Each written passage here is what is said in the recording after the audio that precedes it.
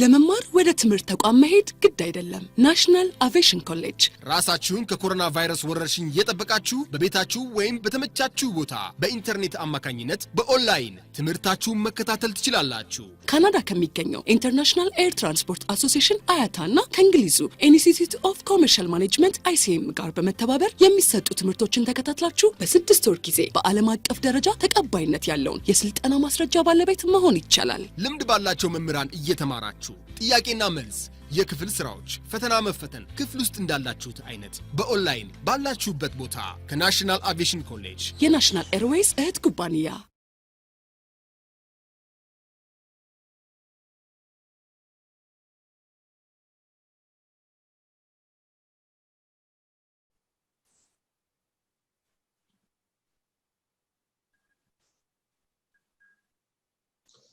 Hello, good afternoon, students. Good afternoon, teacher. Okay, thank you. Let's start our teaching learning process.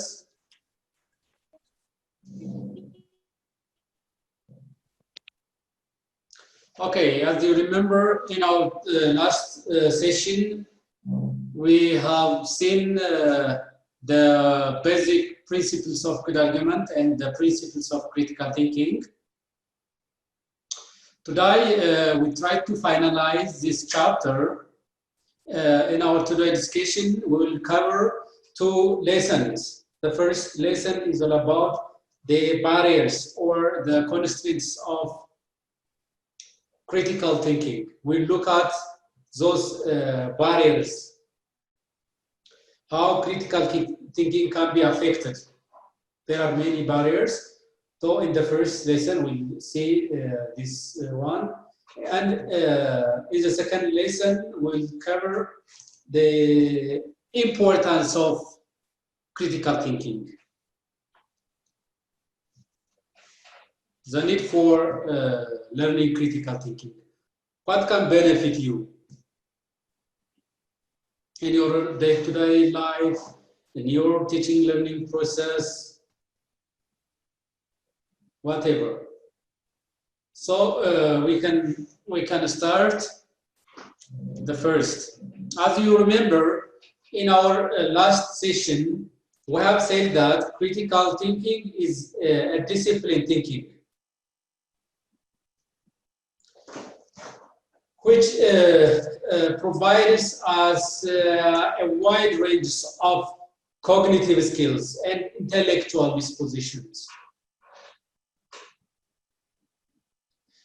So that, and we have also seen that this intellectual critical thinking uses a clear standards of intellectual standards of critical thinking. This will again directly help us or it provides us to effectively analyze, evaluate the true claims and arguments. So having this paramount importance of critical thinking, the basic question here is that why uncritical thinking become common? Not only on ordinary peoples, not only on laymen, but also on those who are considered as intellectuals or those educated. They are experiencing a kind of uncritical thinking, even those who are assumed to be educated and highly intellectuals. So we will try to answer these basic questions. Why critical thinking become problematic, or why uncritical thinking become common practice? The reason or the explanation for this problem may be kinds of very complex and vary from an individual to an individual. But there are many factors or barriers which affect the critical thinking process of both intellectuals and any layman.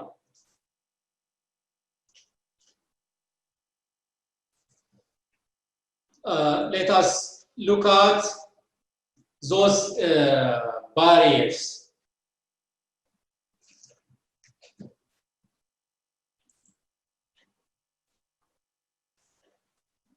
As you can see from the screen, there are many factors or a number of factors which affects or which impede the critical thinking.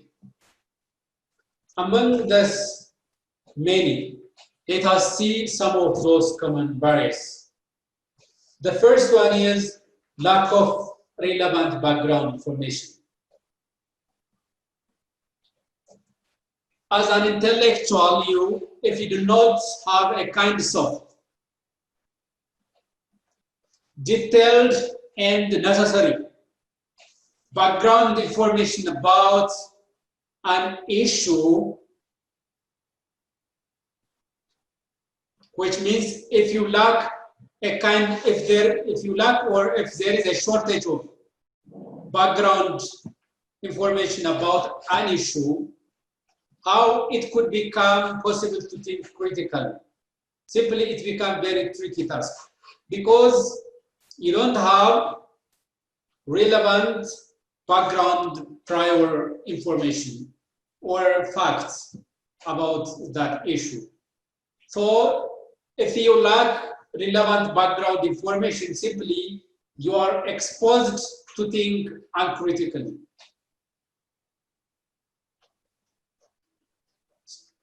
The other common factors that impede or affect the critical thinking is that the poor reading skill. It's common that if individuals or intellectuals have a kind of low or very poor reading skills of materials, journals, hard copy reading materials,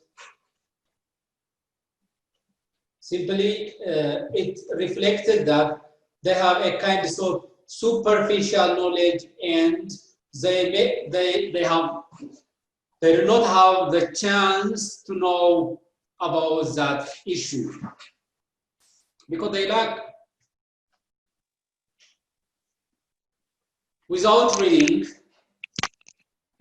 of course, this does not mean that reading is not the sole or the only source of knowledge. There are many knowledge. But as one impediment or one factor that affects critical thinking, if we have a kind of very poor reading skill, this will affect directly the way you think things. Bias, for example, bias, as you can see here, bias and prejudice. Some individuals are by nature, they are biased. Some intellectuals by their nature are very biased. Some are reasonably become biased. But bias as itself is not a kind of legitimate way of thinking. If we are thinking a certain fact or issue in a way that will not show the fact under the ground, the way we think will be affected by the situation. So bias or prejudiced idea affects our way of thinking. So they can serve as the barriers of critical thinking. The other common barrier is that super institution. But you can look here, super institution. It's a kind of habits in which intellectuals or individuals entertain their belief without reason. Entertaining our belief without reason. Accepting myths, accepting beliefs related with magic.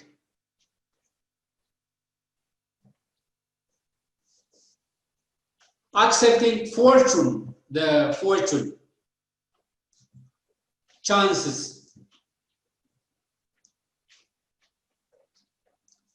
It is the core and fundamental barrier for critical thinking. So as an intellectual, we should not look at beliefs or entertain beliefs without reason. We should not permit this kind of thinking. Which, as intellectual, we should not believe in magic because it impedes our way of thinking.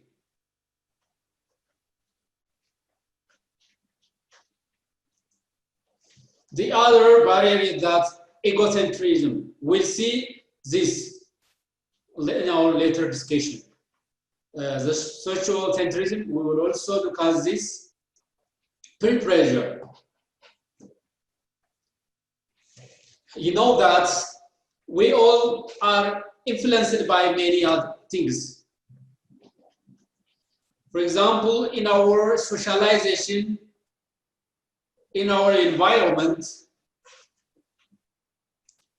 in our workplace, we are affected by many things. For example, we may be affected by our colleagues, our peer pressure, our friends. The way our friends pressure us or influence or our attitudes and perception matters on the way we think critically. If the pressure or the influence of our pressure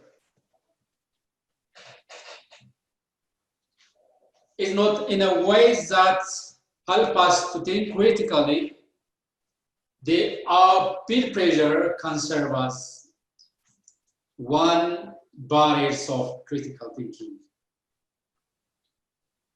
Negative peer pressure here refers to the negative peer pressure. Conformism, we're also looking at these concepts in detail. Provincialism. This is very common in our country. Narrow perspective. Geographically or ethnic based, here of course refers to the provincial in narrow perspective and unsophisticated thinking. Narrow-mindedness.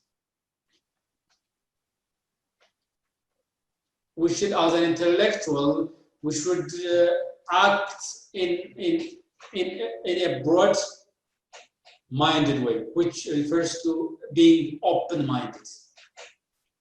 The more we become open-minded, the more it gives the chance to scrutinize and look things in detail, which indirectly gives us the facts. If that is so, we can think critically. Close-minded is very common barrier. Close-mindedness. Don't want to entertain the viewpoints of the other. To not accepting the diversity of viewpoints. This affects or impedes the way we think. So we should not permit as an intellectual to become a close-minded citizen or individuals. Distrust in reason, distrust. We have covered many issues and main discussion on reason. We must trust in reason, regardless of its implication, regardless of its result or consequence. Just trust in reason. Only accepting myths, stories, traditions, hearsay, and opinions, which are very raw.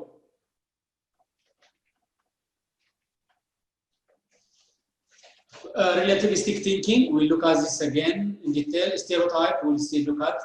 The other is that scapegoating, blaming the innocent. Some of us have a kind of culture that we externalize our failures and we internalize our successes. But it should not be. When we failed, when we enter into problem,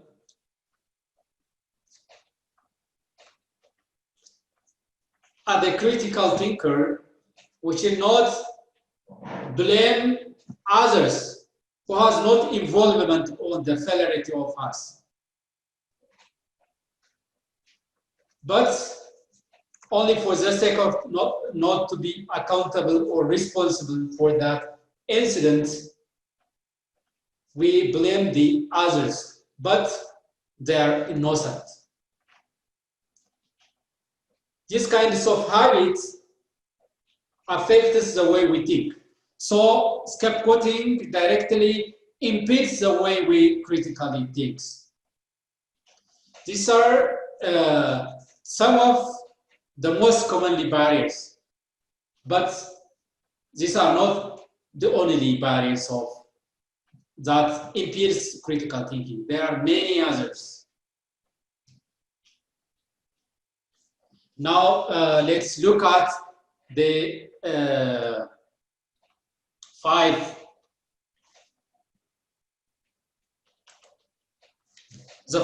common barriers that impedes our critical thinking significantly.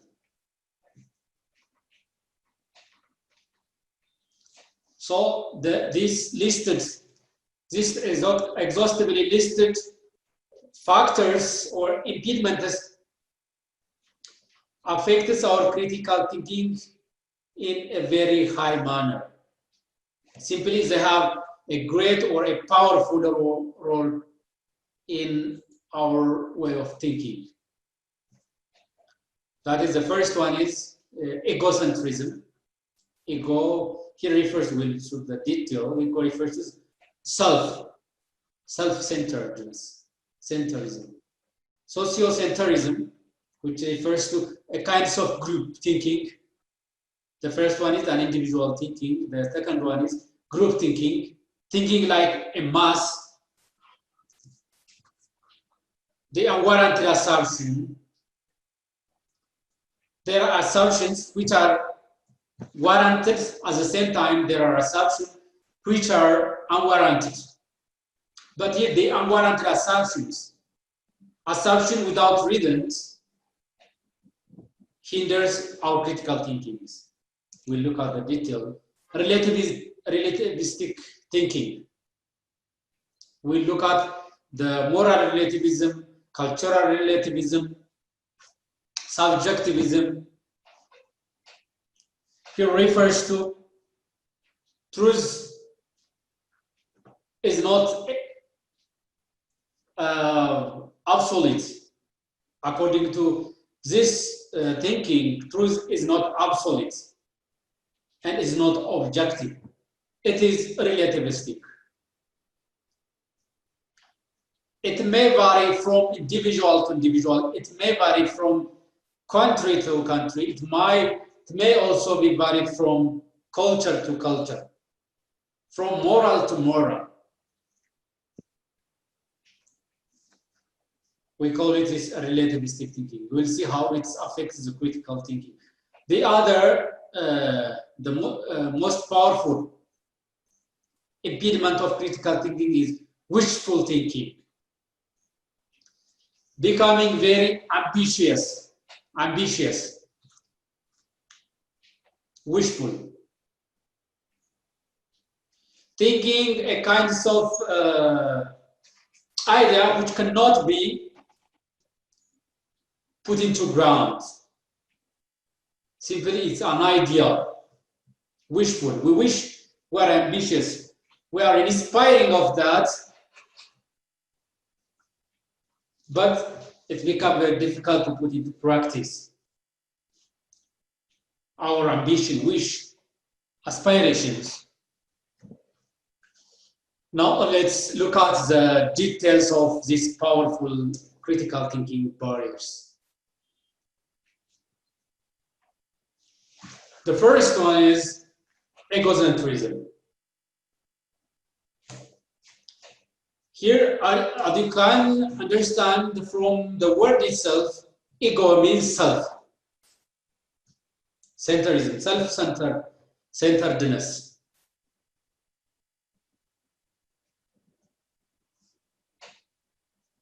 So becoming a self-centeredness is a very powerful barrier of critical thinking.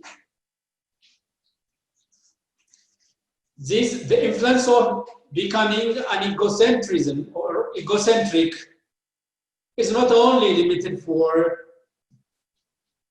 some individuals who are the so-called uneducated, but it's also the experience of those educated and intelligent peoples. They are victims of becoming an egocentrist. They are victims. We can check from our environment. Some individuals who are very educated and very intelligent tries to look at only their interest, entertaining their aspirations. Simply they are self-centered.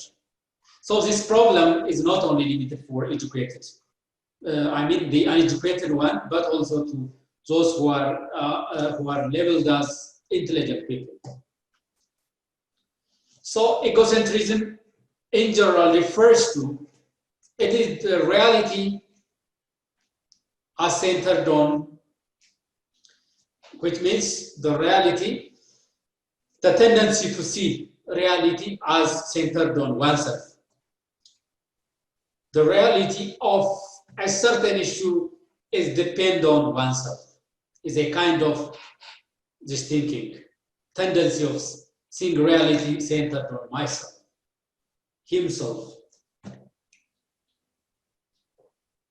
So egocentrics, those who are considered egocentrics are very selfish, and they're self-reflected or self-absorbed people who view their interest only. They try to look at their views and entertain their interests accordingly. Their ideas.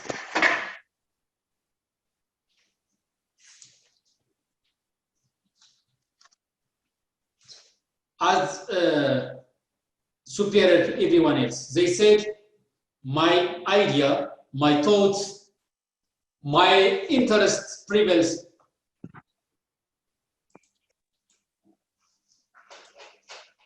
They said, this, my idea, prevails over you. My interest must be give priority. Because your interest is not legitimate. They say this one. But is not good. As a critical thinking, becoming self-centeredness, becoming only looking at my interests, my idea, my values, which is as superior than others. It's not a good habit and a good quality as a critical thinkers. So all of us, of course, we can say that we all are affected by the degree of becoming egocentric. The difference is that the extent.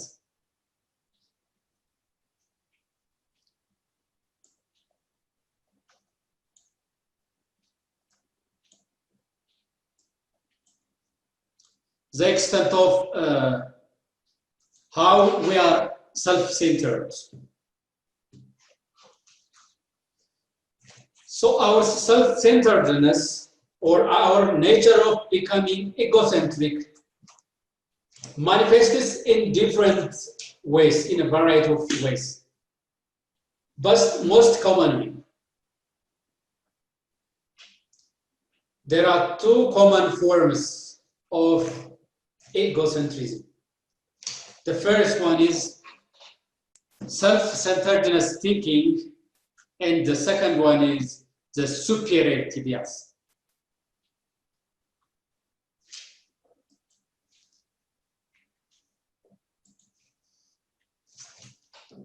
Let's look at the first forms of self-centeredness.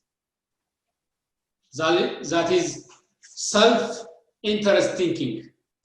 Here refers to as a tendency of, or it is a tendency to accept and defend beliefs that harmonize with one's self-interest. Almost no one is immune from self-interested thinking. For example,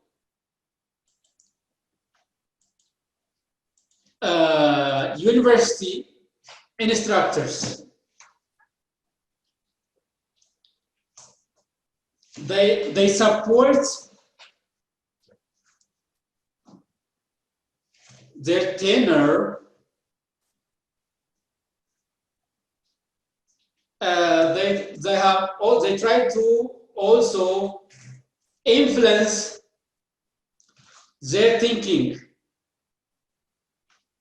to the university to maximize their interest. They try to minimize the teaching burden or the load of the teacher because it will benefit him.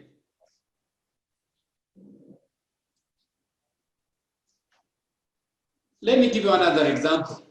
Even doctors, for example, doctors,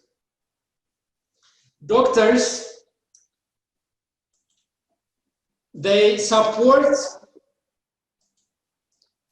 legislations or rules which will minimize or which will become very difficult to make them liable or to be sued by the law in case where they made faults, medical failures during medication. They support such legislation because this will benefit them. Self-interested thinking. I support that the doctor supports that legislation because he calculated that legislation will benefit him in such a way that he will not be liable or sued on the face of the law or in front of the court because of his medical failure while he's treating the patient. It's a kind of self-interested calculation. So self-interested thinking, however understandable it may seem, a major obstacle to critical thinking. Of course, everyone finds it tempting at the time to read that this benefits me, therefore it must be good.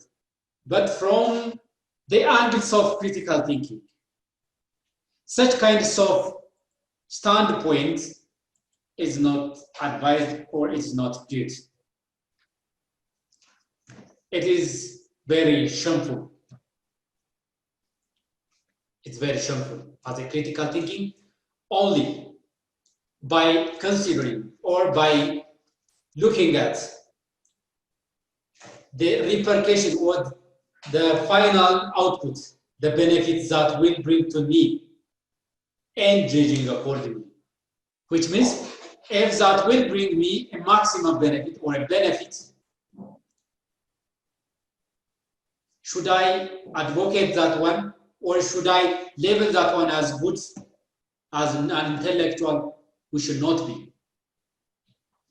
It should not be.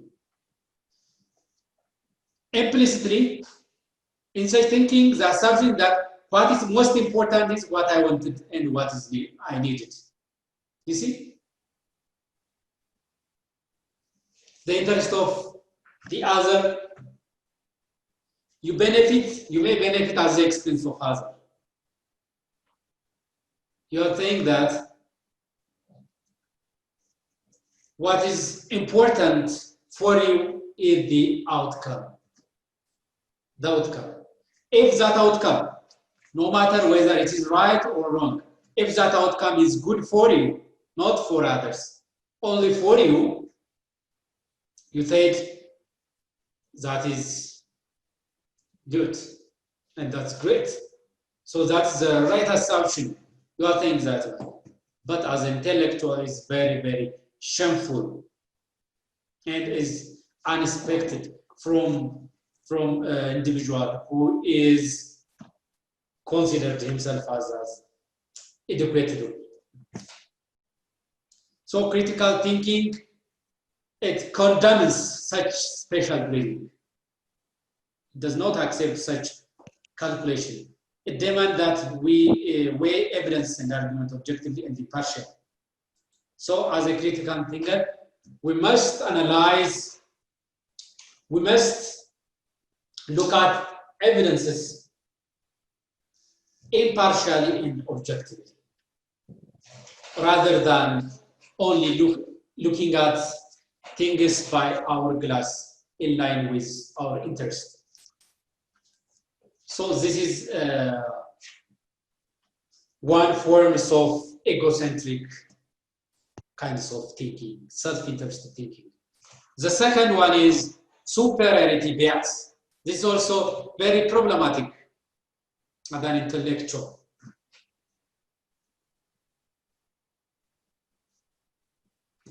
This is also known as illusionary superiority. Is an illusion. The superiority is illusion, or better than the average effect. So superiority bias refers to the tendency to overrate oneself, to see oneself as better in some respects than actually is.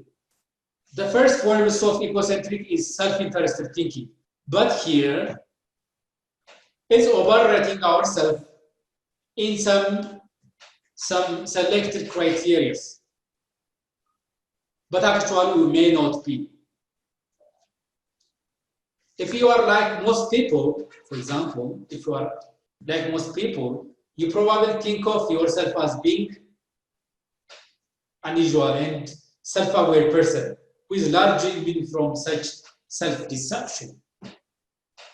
You see? If so, then you too are probably suffering from superiority bias.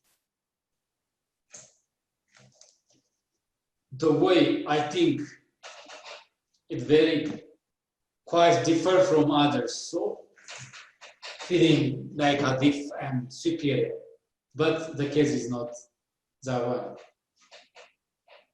So in logic is also very, very great impediment for critical thinking. The second barrier of critical thinking is sociocentrism. As I've told you previously, sociocentrism refers to is a way of thinking in group. Thinking like a group, not as an individual.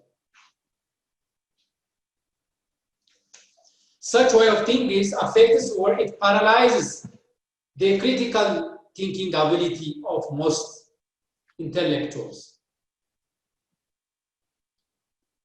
Because of our exposure to this way of thinking, we may affect our mental ability to think critically. When we experience it, when you go by far, and it will become a habit, and it directly affects our ability to think critical. It's a group-centered thinking. Just as egocentrism hinders rational thinking by focusing on individuals, this one hinders rational thinking by focusing excessively on the group. You see, the difference is this one focuses on excessively on the group, unlike egocentrism. There are two most important ways of sociocentrism, that is group bias and conformism. Group bias refers to the tendency to see one group. The group might be a nation, it might be a tribe, it might be again a peer group, it might be a small group, any association, any group, tribe,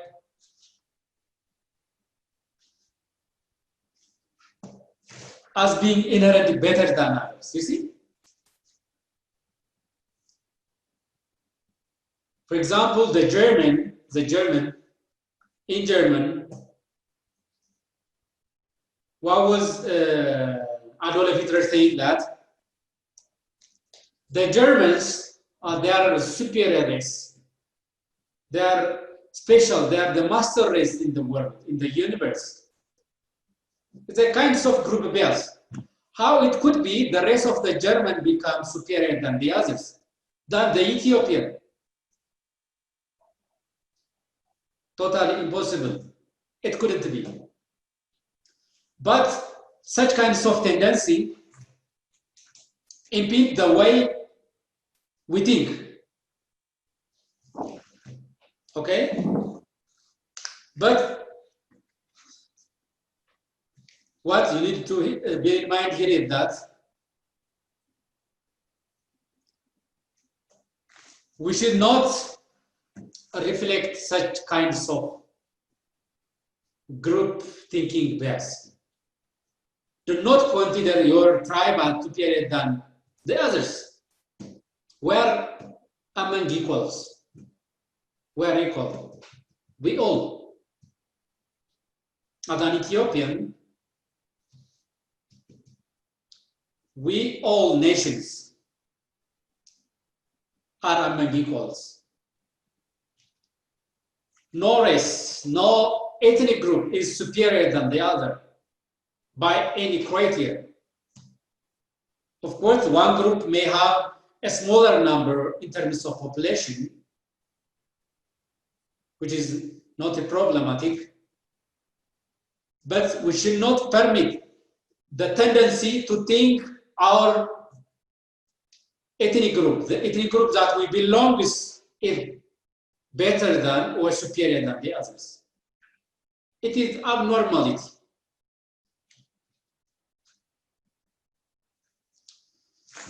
Most people outdoor group bias unconsciously. I have told you previously. When we repeat the way we think, it becomes habit. So unknowingly, unconsciously, we reflect or absorb a kind of group bias. Some are developed from their childhood. For example, for people to grow up thinking that their society belief in institutions and values are better than those of the other society. This is the first forms of sociocentrism. The second one is conformism. Very dangerous, which refers to the tendency to follow the mass. You see? Some of us, even in grievance and in demonstration, we simply join demonstrations even without know the reason why people are there. We simply follow the mass. Conformism. Sticking with the mass. Probably the mass may be wrong. That is very, for example, by the way, those who change this world are not those who follow the mass. Rather, those who listen themselves and those who can think critically.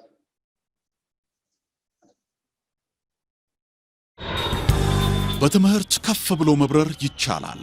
ናሽናል አቪዬሽን ኮሌጅ የናሽናል ኤርዌይስ እህት ኩባንያ ከከፍተኛ ትምህርት አግባብነትና ጥራት ኤጀንሲ ሙሉ ዕውቅናን ባገኘንባቸው በማስተርስ ዲግሪ ኤምቢኤ በስትራቴጂክ ማኔጅመንት፣ ኤምቢኤ በባንኪንግ እና ፋይናንስ፣ ኤምቢኤ በቢዝነስ ሊደርሺፕ፣ ኤምቢኤ በሪስክና ኢንሹራንስ፣ ኤምኤስሲ በኢንተርናሽናል ትሬድ እና ኢኮኖሚክስ ዘርፎች በእውቀት ለመቅረጽ የበቁ ፕሮፌሰሮቻችን አረንጓዴ መብራታቸውን አብርተዋል። በነገራችን ላይ በኬንያ ሀገር ከሚገኙ ስመጥር ዩኒቨርሲቲዎች በሚመጡ ፕሮፌሰሮች የትኩረት መስክ ትምህርቶቹ መሰጠታቸው ልዩ ያደርገናል። በምርጥ የትምህርት ስርዓት የተገነባው ናሽናል አቪዬሽን ኮሌጅ በመጀመሪያ ዲግሪ በአቪዬሽን ማኔጅመንት፣ በሆቴል ማኔጅመንት፣ በአካውንቲንግ እና ፋይናንስ፣ በማርኬቲንግ ማኔጅመንት አስተማማኝ ትምህርት ይገቢውና ራስዎንና ሀገሮን ይለውጡ። አድራሻ 22 አደባባይ ወደ ሾላ በሚወስደው መንገድ ላይ። ናሽናል አቪዬሽን ኮሌጅ የናሽናል ኤርዌይስ እህት ኩባንያ ህልሞን እውን ያደርጋል። Often and critical, the authority to grow a standard of conduct and belief. So the desire to belong to part of the group. It's natural. We are social animals. Human beings are social animals. So we want to be belonging to a group, belonging to a family, belonging to an institution. That is not problematic. The problem is that, in the case of conformism, is that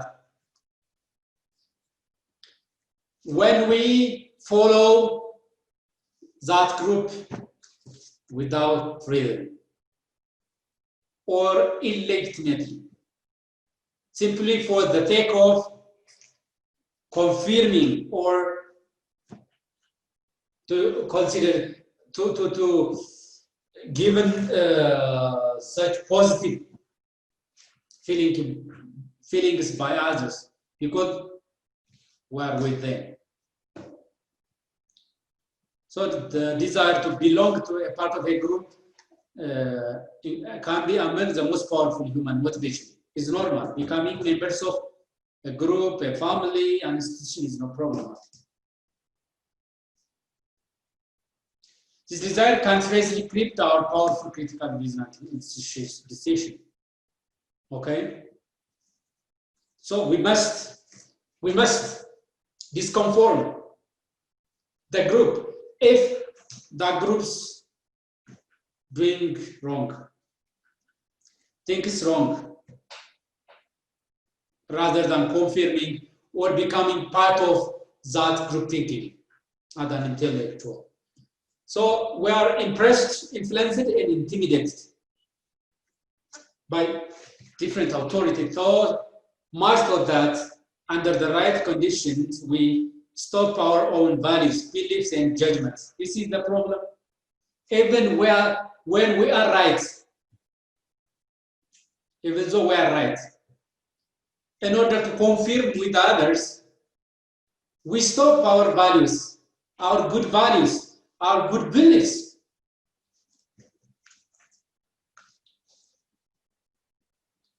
Some of us deconstruct our fantastic cultures. Some of us degrade our judgments and our beliefs because of the pressure and the influence of the other.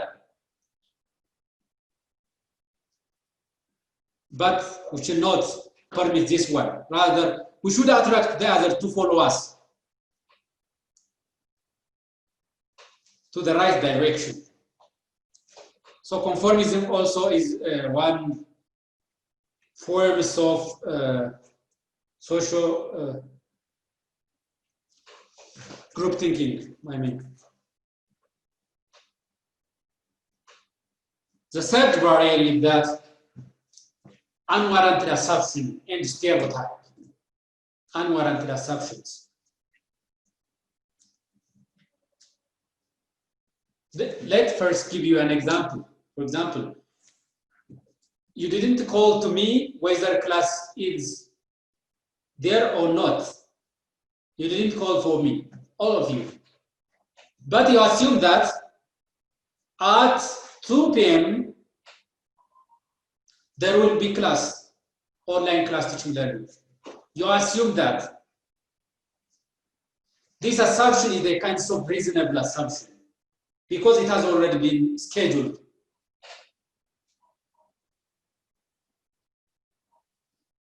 So this cannot be a kind of unwarranted assumption. It's a reasonable assumption. Unfortunately, I may not come. Unfortunately, I come to the host room to teach you. But if I was not come here, your assumption was not unreasonable. It was because of my problem that I didn't come. So an assumption can be both a warranted one and it can be a reasonable assumption. What is the problematic or what is the barriers for critical thinking in the kinds of unwarranted or unreasonable assumption? An assumption that is believing without any proof, without any evidence. So unwarranted assumption is a kind of assumption that we take as or for granted something we believe to be true without any proof or without conclusive evidence. If that's so, it is a great barrier for our way of thinking. Another example, when you see a driver coming towards you, a corner car driver comes towards you. You see he's coming to you with the turn signal on. There is signal, turn on. At that time, you have a good reason to believe that corner car driver is intended to turn. It's a kind of warranted assumption because you have seen the turn on signal. You may be correct. At the same time, you may be incorrect. It depends on the driver decision. He may be turn on the signal unconsciously. If it is consciously, he may turn to the turn. So here, your assumption is a warranted one. It's not unwarranted one. No matter how the decision of the car driver is, whether he turns or not, it's up to him. It's his decision. But you have reasonably decided that he will turn because of he turned on the signal. This is a kind of warranted assumption. But if you decide without looking at the sign of turn on, it cannot be a kind of warranted assumption. It's unwarranted, without reason. So unwarranted assumptions are unreasonable. They're unreasonable. Becoming unreasonableness impedes our way of thinking. The habit of critical thinking. In particular, so unwarranted assumption is something that is taken as granted without having reason. So such habit should be prevented because it hides us or it prevents us our seeing things clearly. If we if we say something without reason, without using our mental ability to think, indirectly we are enforcing our mind not to see clearly things. So, as an intellectual, be warranted and a reasonable person. But becoming an unwanted assumption affected the way we think. So it is the third barrier. And in relation with this stereotype, there is one common forms of unwarranted, that is stereotype. Of course, one thing we have seen in the case of group bias, stereotype. Hating people's, for example, hating people's without reason. By depicting or by giving a kind of picture as if they are like or unlike, they are similar with their relatives or their group members. It's unhealthy thinking, unhealthy stereotype. I had somebody, is to mean that I had somebody because he belongs to that ethnic group, he belongs to that, he follows that religion, because he speaks that language. It's a kind of stereotype.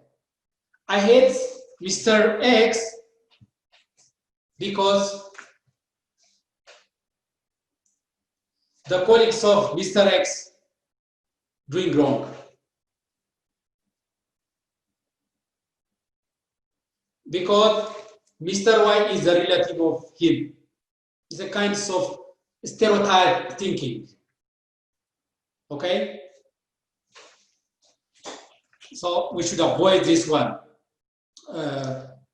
Opinion, when we form an opinion of someone that is based not on his or individual quality, you see, we're out of intellectuals. We should base judgments and opinions on qualities of individuals. But in the case of stereotype, we are not based on this one. Rather, we refer his membership to a particular group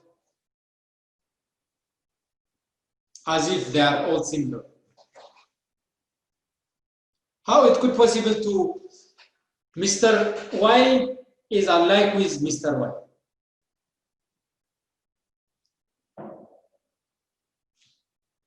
Through hasty generalization, you know? Because this kind of stereotype have developed through a process known as hasty generalization. Simply by taking a smaller size proof or evidence or size, speaking about the whole in general, hastily. Intellectuals should not hastily generalize. Should not certainly conclude about the whole by taking a small size of sample. So stereotype we should avoid. We should avoid. We should not hate our colleagues because he speaks some language, because he belongs to some ethnic group. We should curtail such way of thinking as intellectual and as a productive citizens for our nation. Don't permit such, not only for you, even don't let others to reflect such kinds of habits. Tell them as if it's wrong. Reason out it. The fourth one is relativistic thinking. Relativism. Relativism. And the name itself tells that there is no a view which is objectively true and absolutely true. It says truth is a matter of opinion. It varies from individual to individuals. It varies from culture to culture. It varies from nation to nation. It's relativistic. This is a kind of viewing truth as a matter of opinion, Here there are two forms, the most known, well-known forms of relativism. That's subjectivism and cultural relativism. Here, subjectivism refers to the view that truth is a matter of individual opinion. It's very clear that according to subjectivism, whatever an individual believes is true, it is true for that person. It's up to him. It is he who decides whether that's true or false. If he believes that that's true, it's up to him that is true for that person. Because according to this assumption, there is no objective or absolutely true. That is true, that exists independent of anyone's beliefs. It belongs to the individual. It matters from individual to individuals. So the truth, the value of the truth depends on the individuals. There should not be imposed, you see?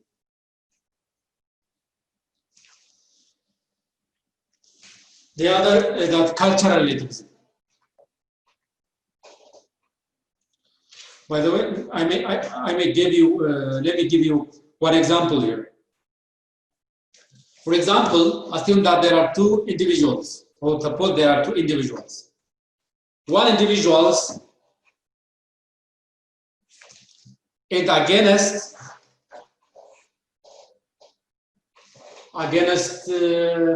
rape. The one individual is in favor of rape.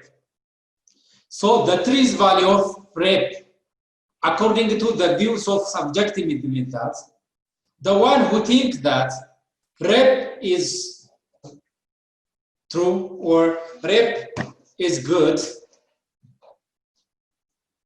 individual who think rape is good because he feels that's good. And the one who believes rape is not good,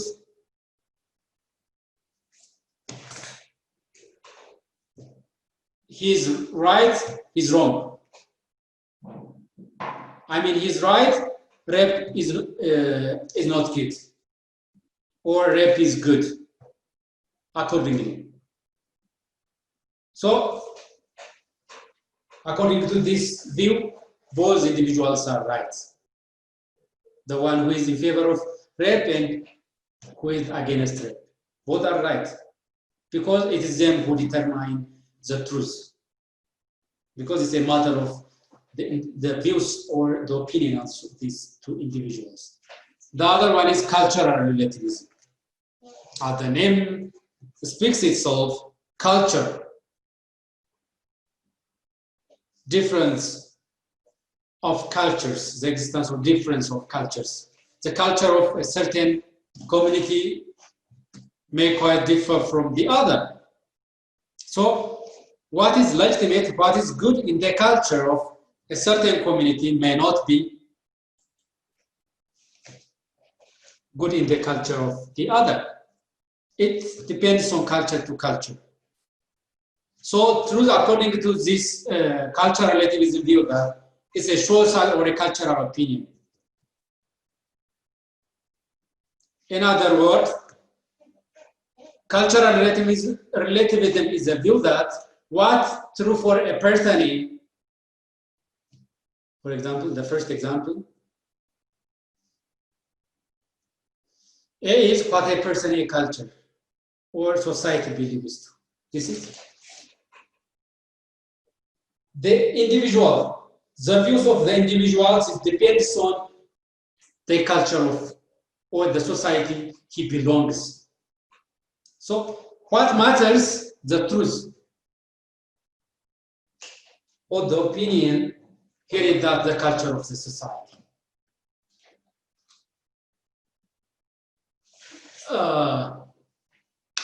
Here I may give you an example. For example, let's take two countries, France and Iran. These two countries, the culture, the society, the culture of society, the culture of the society is different in some aspects.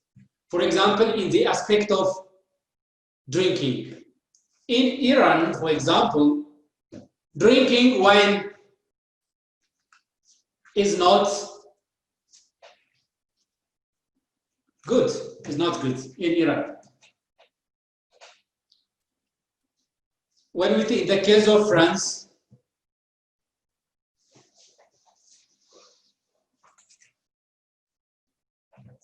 drinking wine is not condemned. So here you can understand that these two countries have two different cultures on the aspect of drinking wine. So the truth, the opinion on the matter or on the issue of drinking is depends on their own culture, The one who is from Iran may be in the condemned or drinking is not good. So it might be true for him because the culture he belongs accepts this as true. It varies from culture to culture. So here, the most common forms of relativism is moral relativism. You see, moral. This can be a moral subjectivism, moral on individuals, or moral on the culture, or on the society. Moral subjectivism he refers to is very familiar. We have seen what subjectivism is. So adding the moral. The difference is that here it says moral subjectivism. So the subjectivism is on moral. So the view that the moral is right, and good for an individual is what a belief is morally right. It's very clear. Thus, according to cultural moral relativism, if culture A believes that polygamy, marriage with many, is wrong, and culture B believes that polygamy is right, depending on two different cultures. The polygamy is wrong for culture what? For culture A, and right for culture B. Is up to their culture. The moral value of the truth depends on their culture. So here, cultural moral relativism become very popular concept. But there are some critics because it not necessarily leads to. Some people argue that it may not necessarily lead to tolerance. Situation may not be permanent. They argue that, but this become very popular view because people see cultural moral relativism to find so attractive. One has to do with the nature of moral disagreement. You see, moral disagreement. There might be moral disagreement. So, relativistic way of looking at culture is good, according to this one. The other one is that the value of tolerance. Moral cultural relativism acknowledges the diversity of culture,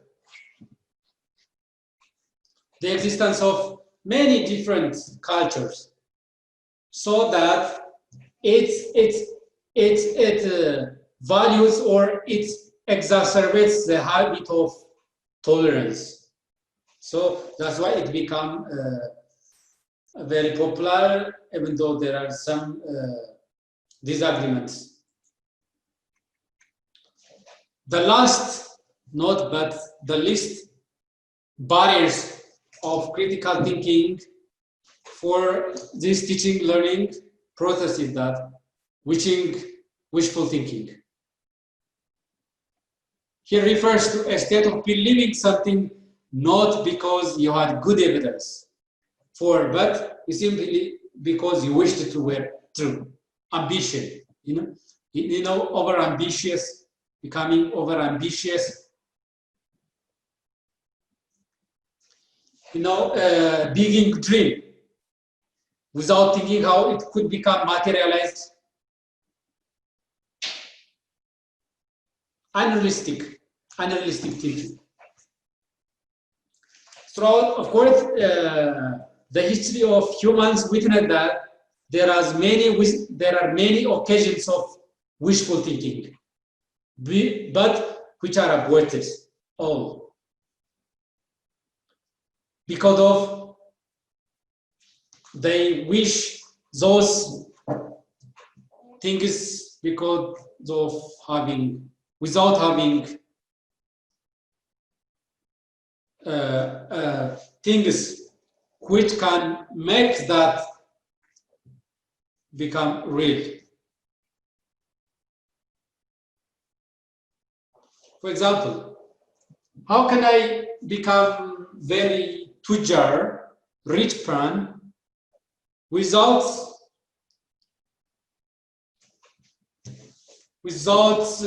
improving my way of doing business or without making money legitimately? How a very poor person become rich without having a plan to make money? It cannot be materialized. If that person does not make things favorable to become rich person, it merely become an ambition, only a wish. It become only demand. It will not be materialized. It cannot put into practice. It's wishful. So people, of course, feel the unknown, the unknown fear. And they invent the stories, myths, which will make that fears less of and become more predictable. So this also impedes the way we think.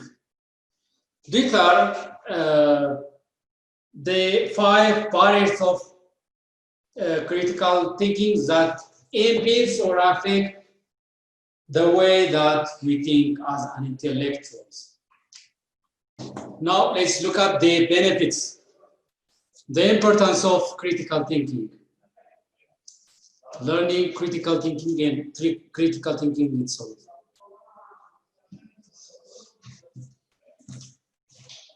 As a matter of fact, becoming a critical thinker brings us a wide range of or a paramount benefits.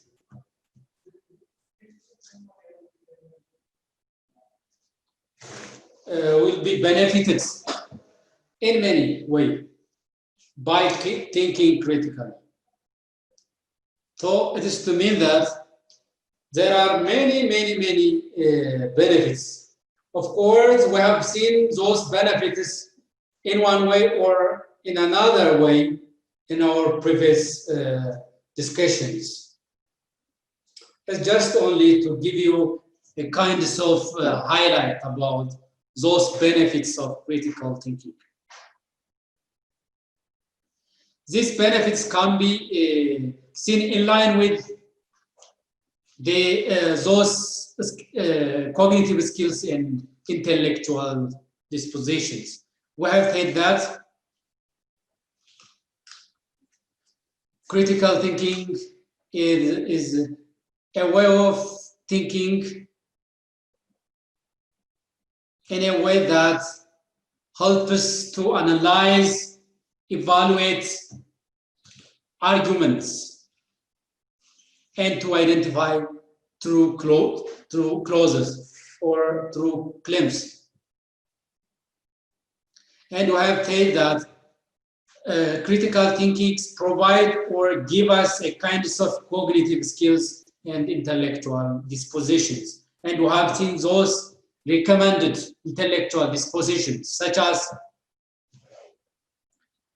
fair-mindedness, open-mindedness, tolerance. We have seen many intellectual dispositions of critical thinking.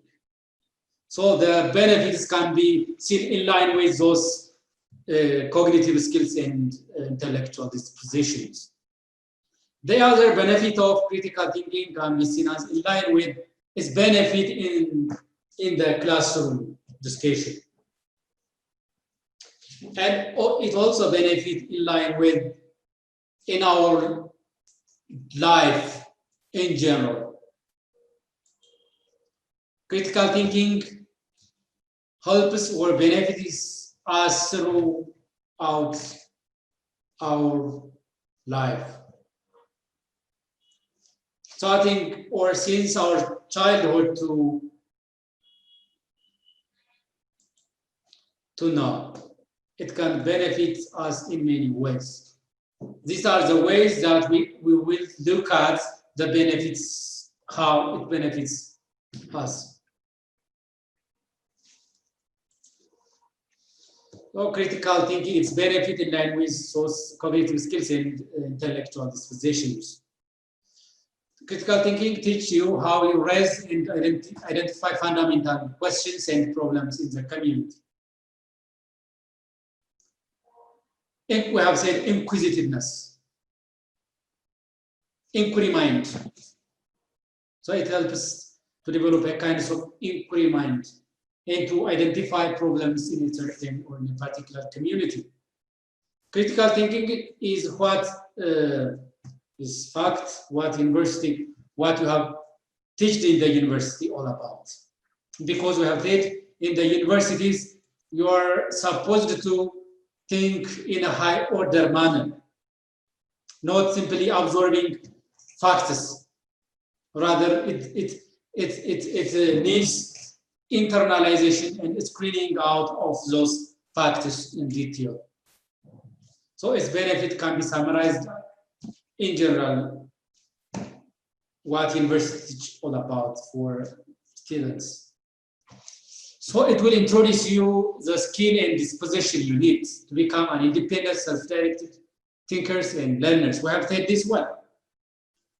Critical thinkers become self-directed. They are not submissive, or they are not the propagators of the voice of the others. They are independent and self-directed learners. So it helps us in this way. Becoming a master thinker means toning up your mental muscles, acquiring the habit of careful, disciplined thinking, which requires effort and practice. Of course, this habit requires or demands a skill, a habit, disciplined thinking. And it also demands effort and practice. Critical thinking is, we can connote critical thinking as adventure movie. Becoming mentally fit is hard work. Yeah? You know, in adventure movie, in adventure film, you know that it is necessary to become both mentally and physically fit. The same case in point in the case of critical thinking. It demands you become mentally fit,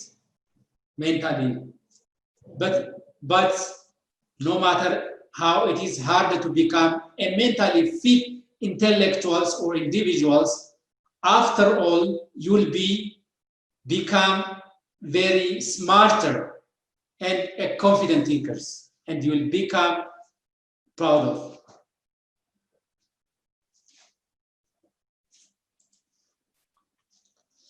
Critical thinking in the classroom, in your teaching learning process. I've said in universities, the focus is high order thinking. So the active, intelligent evaluation of ideas and information. While you are teaching, while you are receiving some knowledge from the instructor or from the teacher, you are supposed to actively evaluate the ideas and the information. For this reason, you students will become very intelligent and critical thinker. So critical thinking chapter, students learn a variety of skills. These skills include understanding the argument and the beliefs of others, critically evaluate those arguments and beliefs, and developing and defending one's own well-supported argument and beliefs. It benefits in this way. Critical thinking in life, throughout our life, it is valuable in many ways. Other than its benefit in the classroom, and its benefit in the case of cognitive skills and dispositions.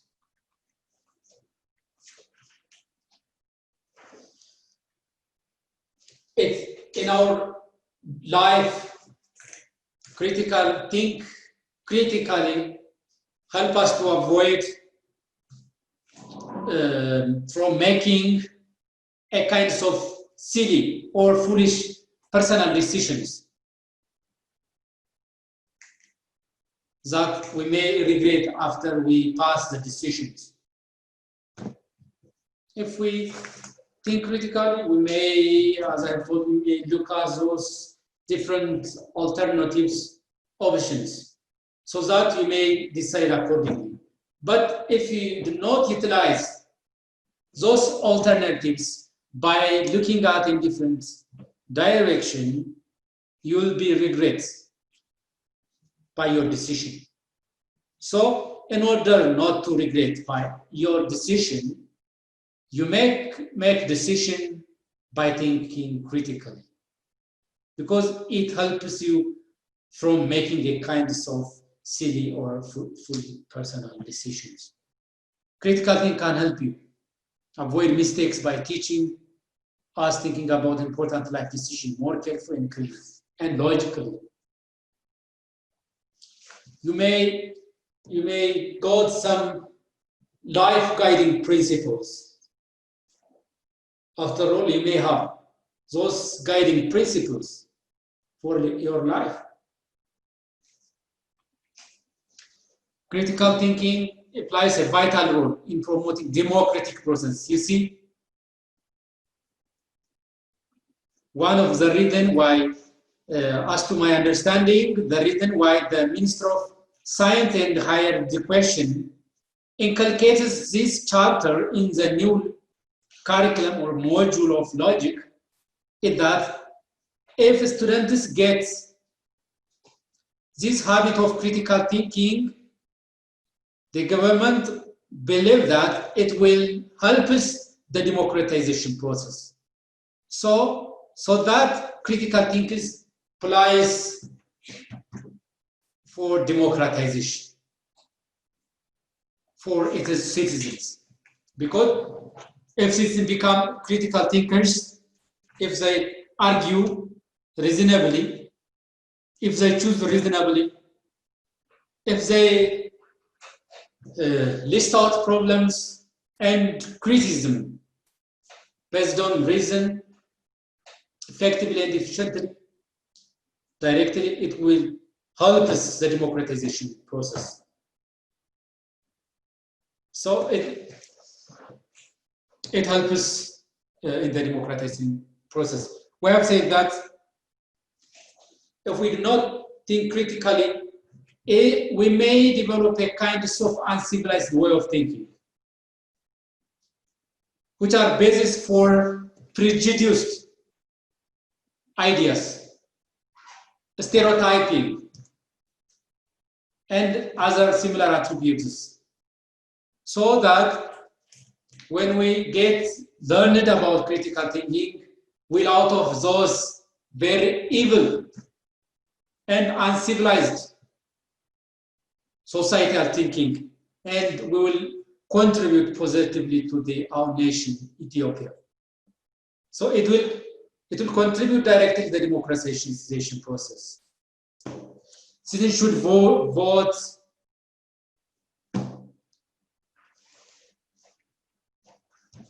Many of today's most serious societal problems, you see, we have many societal problems in the universe and in our country in particular. There is environmental destruction,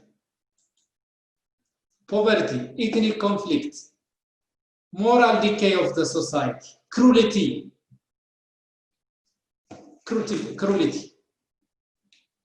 Humans become very cruel than ever, than before, that we didn't see in our ancestors, even in our country.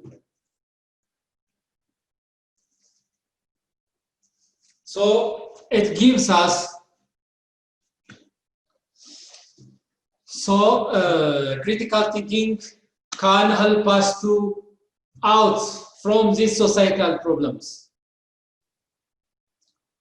There is violation of human rights, corruption, displacement, among many evil societal problems. These problems are directly caused by poor critical thinking. So, learning critical thinking means we can alleviate these societal problems. So in order to alleviate this problem, it's not optional. It's not optional, okay? It's not optional. It's must. It's must. It's mandatory. Citizens and students must think critical in the average way. Critical thinking is the words of studying for its own sake, simply for personal enrichment. For our personal enrichment and personal career developments, it helps us.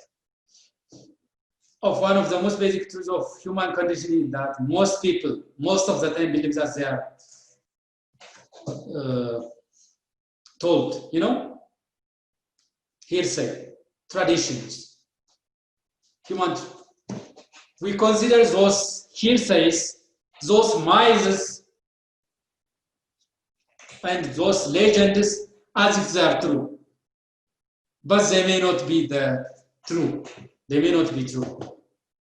So it helps us to scrutinize facts. Critical thinking honestly and courageously pursued can help free us from the unexamined assumptions, you see, and the base for our upgrading in our society. In short, critical thinking allows us to lead self-directed, examined lives. Such personal liberation is, as the word itself implies, an ultimate goal of education. Personal liberation. And education is all about changing behavior, a relative permanent change of behavior. This is the ultimate goal of education. So critical thinking helps us to relatively a permanent change of behavior. It brings this change. Whatever other benefit it brings, education can have a great reward. Of course, in some occasion we are looking at some problems which does not encourage us for observers in next generation to enter into the question because of many reasons. But whatever,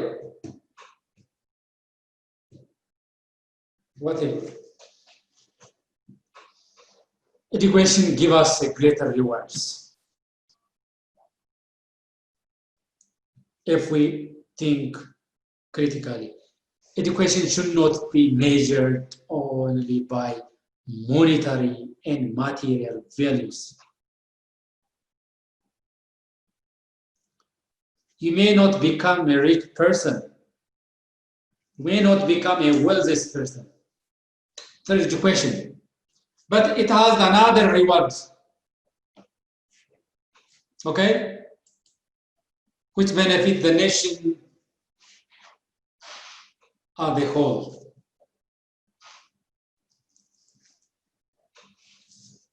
So the ultimate reward of education for us is to think critically.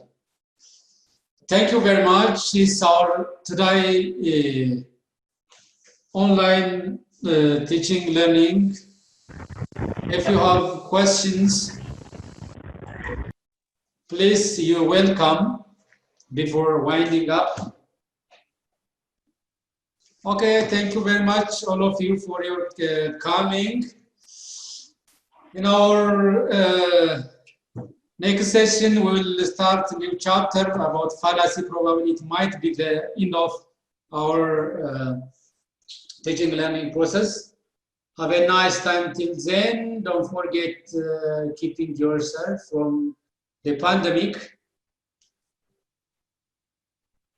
Bye for now. Thank you. ልዩነት መፍጠር ዓላማችን ነው። ዓለም አቀፍ ተወዳዳሪ መሆን አለባችሁ። የናሽናል ኤርዌይስ እህት ኩባንያ ናሽናል አቪዬሽን ኮሌጅ ጥራትና ደረጃውን የጠበቀ ስልጠና በመስጠት ብቁ ዜጋ እያፈራን ነው። በፍላይት ኦፕሬሽን፣ በበረራ መስተንግዶ፣ በቲኬቲንግና ሪዘርቬሽን፣ በሆቴልና ቱሪዝም ሙያዎች አሰልጥነን ተወዳዳሪ እናደርጉታለን። ኮሌጃችን ካናዳ ከሚገኘው ኢንተርናሽናል ኤር ትራንስፖርት አሶሲዬሽን አያታና ከእንግሊዙ ICM ጋር በመተባበር ዓለም አቀፍ ዕውቅና ያለው ስልጠና እየሰጠ ይገኛል። በፍላይት ኦፕሬሽን በበረራ መስተንግዶ የምንሰጣቸው ስልጠና ከኢትዮጵያ ሲቪል አቪዬሽን ባለስልጣን ሙሉ ዕውቅና አለው። አድራሻ ከጎላጉል ታወር 22 አደባባይ ወደ ሾላ በሚወስደው መንገድ ላይ የናሽናል ኤርዌይስ እህት ኩባንያ ናሽናል አቪዬሽን ኮሌጅ ህልሞን እውን ያድርጉ።